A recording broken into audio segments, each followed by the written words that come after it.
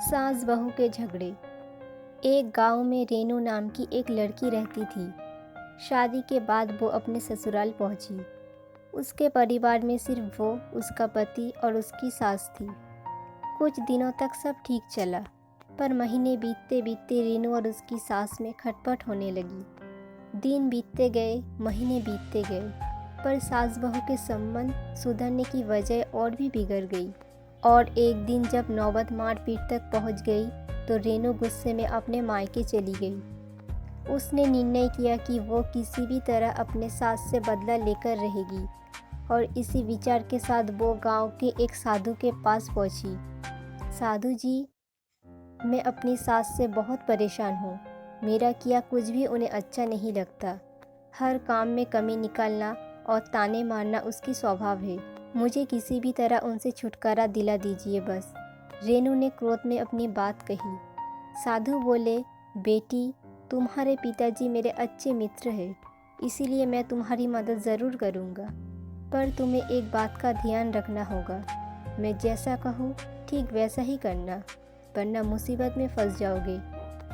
मैं बिल्कुल वैसा ही करूँगी, रेनू बोली। साधु अंदर गए और कुछ देर बाद जड़ी बूटियों का एक डब्बा लेकर वापस आए और रेनू को थमाते हुए बोले, रेनू, तुम अपने सास को मारने के लिए किसी तेज जहर का प्रयोग नहीं कर सकती, क्योंकि उससे तुम पकड़ी जाओगी। ये डिब्बा लो, इसके अंदर कुछ दुर्लभ जड़ी बूटियाँ हैं जो धीरे धीरे इंसान के अंदर जहर पैदा कर देती है और 7 से 8 महीने में उसकी मौत हो जाती है। अब हर रोज़ तुम अपनी सास के लिए कुछ पकवान बनाना और चुपके से इन्हें उस खाने में मिला देना। और ध्यान रहे, इस बीच तुम्हें अपनी सास से अच्छी तरह से पेश आना होगा। उनकी बात माननी होगी ताकि मौत के बाद किसी का शक तुम पर ना जाए।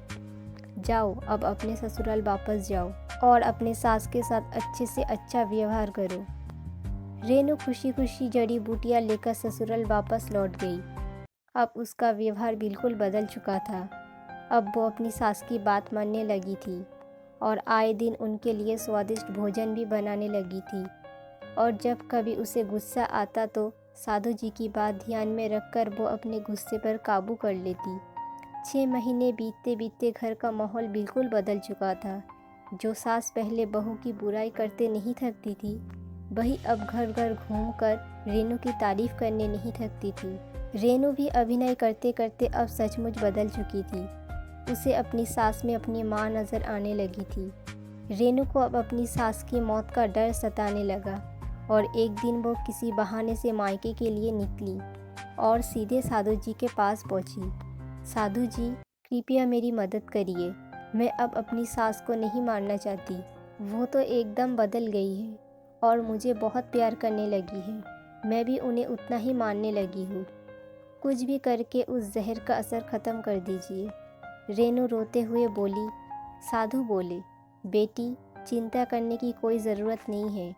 दरअसल मैंने तुम्हें कभी जहर दिया ही नहीं था। उस डिब्बे में तो बस साधारण जड़ी बूटियाँ थी। जहर तो तुम्हारे दिमाग और नज़रिए में था। लेकिन मैं खुश हूँ कि तुमने अपनी सास की जो सेवा की और उन्हें जो प्रेम दिया, उससे वो भी ख़त्म हो गया।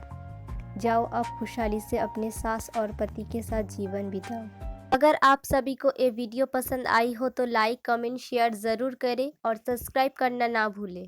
Thank you.